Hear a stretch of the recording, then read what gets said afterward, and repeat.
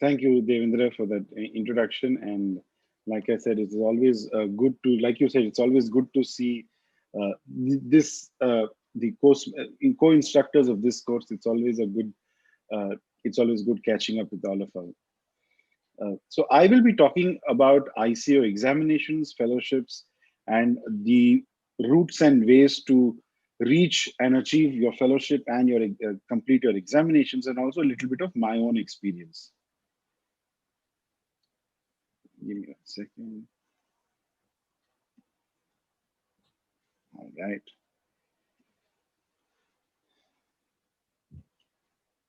So why think of the ICO examinations? The ICO examinations essentially is a very objective and robust assessment examination. So you get to know how you stand in terms of your level of knowledge and your competence in understanding the questions and answering them, which are very, very basic and core to ophthalmology. It also gives you an assessment of where you are in terms of in comparison to your peers. Uh, it may increase your job opportunities because as you know, the ICO examinations keep opening up newer vistas. You can probably go higher in the in terms of achieving more degrees using ICO as the starting board. And of course, you know, some people like to take an exam, and also we love initials after our name. So all of these things are offered by the ICO. And in many ways, for a resident appearing for the ICO in their first or second year of residency is a good way to make sure that you actually end up studying during your residency. Now, more importantly, the ICO has a reciprocity with the Royal College of Surgeons of Edinburgh since 2018. And the website says, I quote, "This partnership will ensure that a route from ICO to MRCS Edinburgh is seamless and opens the door for candidates to sit in the Part C examination of the FRCS Edinburgh, which is the highest standard of attainment of the oldest and most prestigious Royal College of Surgeons." So how does that work?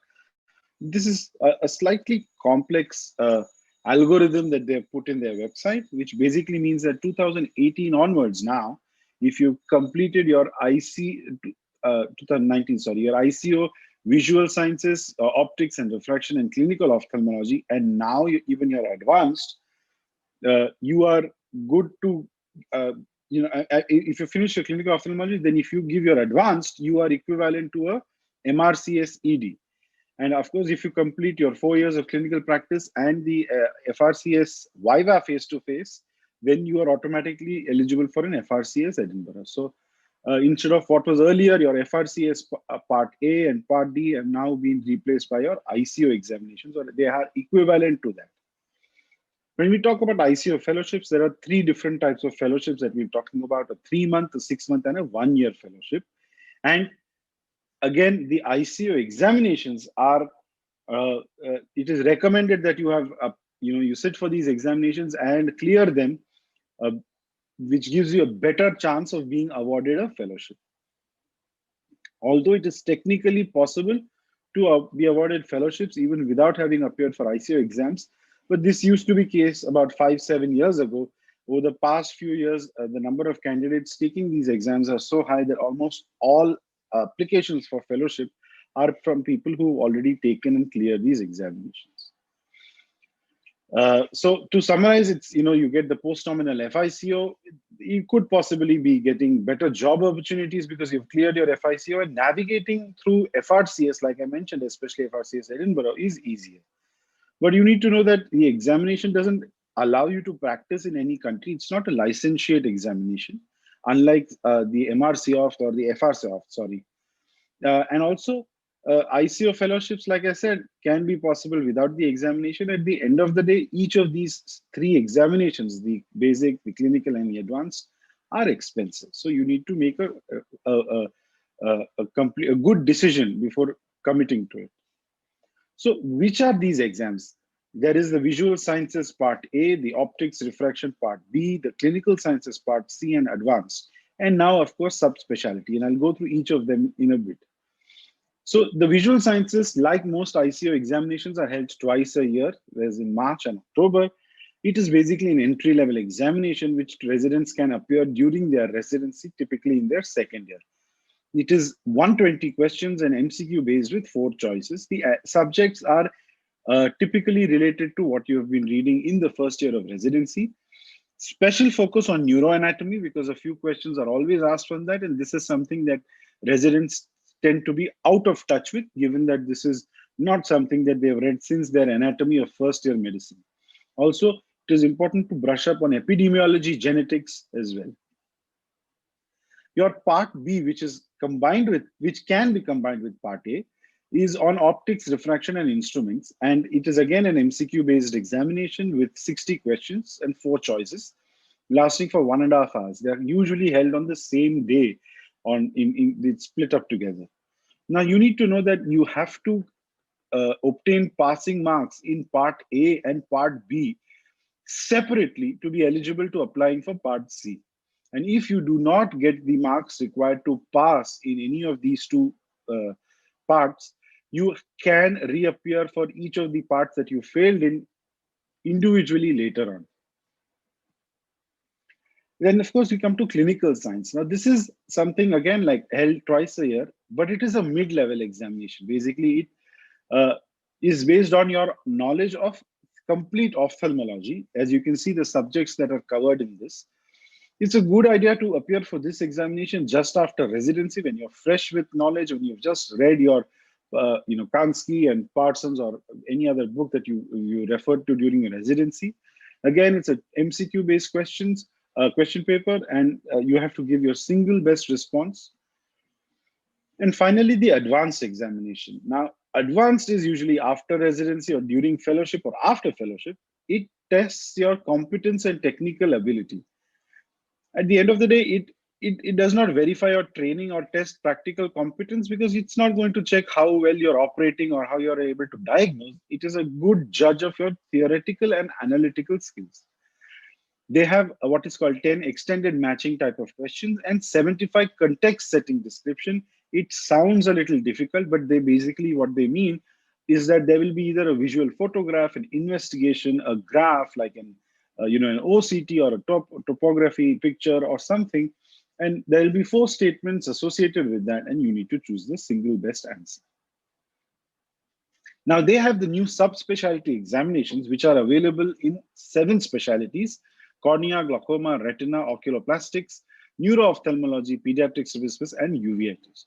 Each of these have a section on cataract attached to it, because the ICO believes that is basic knowledge that everybody should know.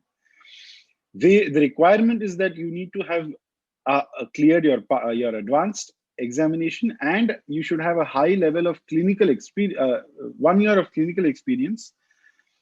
This examination is 2 hours long, and there are 80 context setting description against, like I mentioned, that type of question, the questions with pictures and graphs and investigations. Now, how much does it cost and how do you pay for it? This is how it is. So, typically, if you're planning to go through just the visual sciences, the clinical sciences, and the advanced, that alone will set you back by nearly close to 1 3/4 lakh. So it is quite an amount. What do you refer to, and what can you read before studying? And I suspect a lot of this is going to overlap with what Dr. Devendra and Dr. Rohan will say, because at the end of the day, good sources of material for examination tend to remain the same. So for basics and sciences, the essential reading that the ICO themselves recommend is Clinical Optics by Elkington, and the MCQs from John Ferris's book of MCQs in Basic Sciences oftentimes are repeated verbatim in the question paper. So it always helps to have read it and understood your answer before appearing for the actual exam, where you see the same question. Other good equivalent books are Theory and Practice of Optics and Refraction by Professor Khurana, and The Eye Basic Sciences in Practice by Forrester.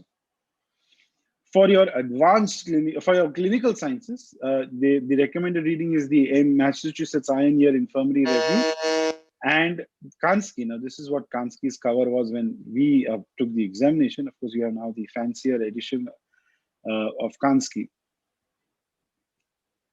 So now talking about ICO fellowships, I'll mention about what are the types of fellowship. Like I already mentioned, there are basically three types. There is a 3-month, a 6-month, and a 1 year.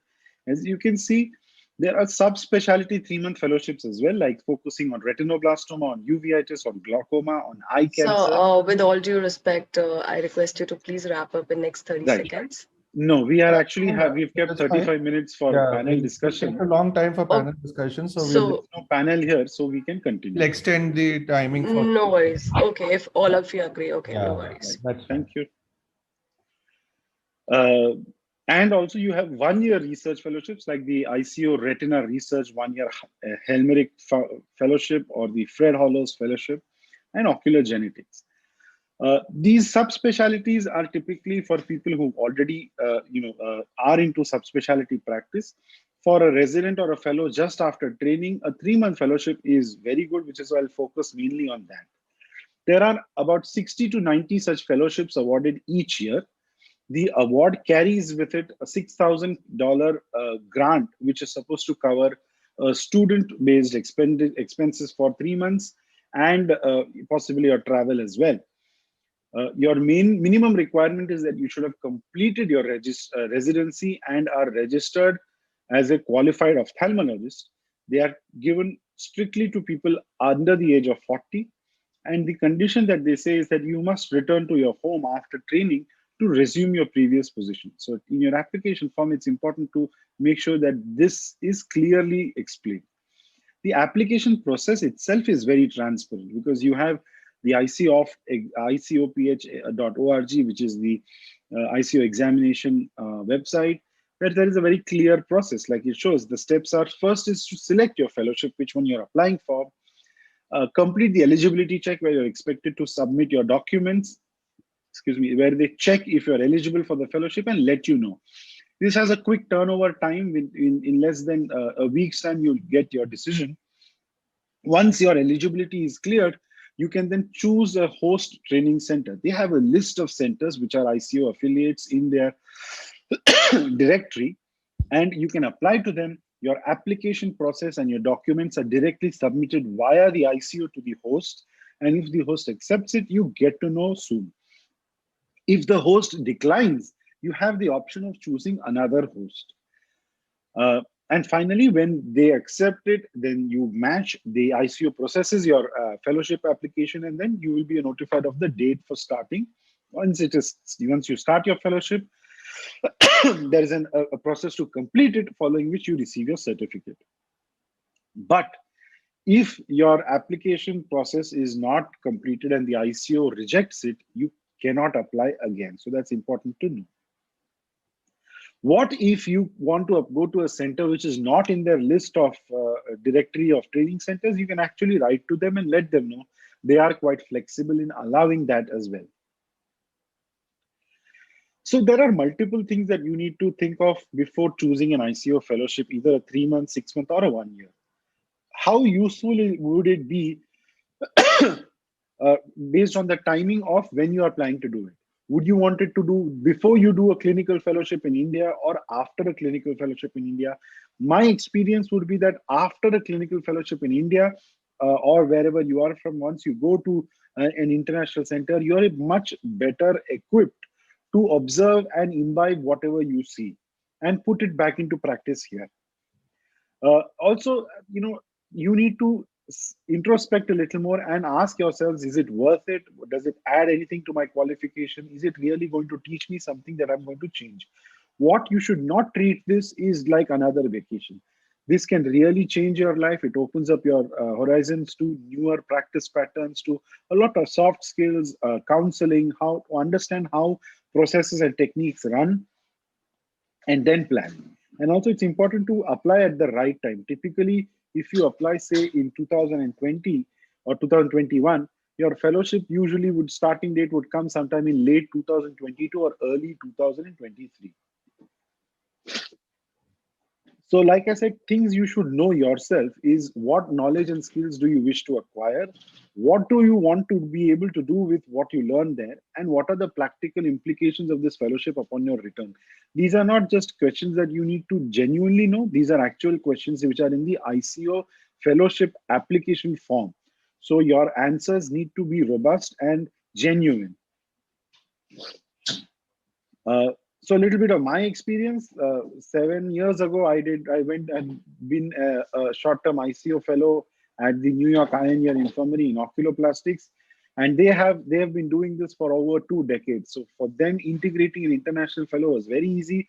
I was immediately put on rotations with on-call duties, asked to present classes and journal clubs, uh, and my mentor was very gracious enough to introduce me to other specialists like Dr. David Abramson, who's the father of intra-arterial chemotherapy at Memorial Sloan Kettering. I had co-fellows from Bolivia, Spain, Israel. So there was a very good group going on, and subsequently we've been able to connect and stay in touch.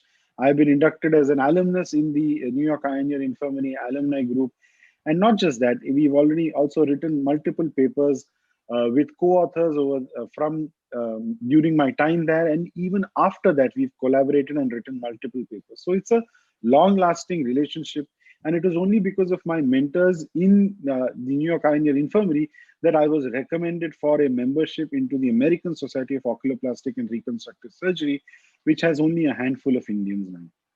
So it can really change your practice, your knowledge, and the way you see things. So to summarize, plan well, plan your timing, choose wisely because it can help in building your career, chart a timeline, and also take everybody's opinions into consideration, your family members, your employers, your partners, because these are important decisions.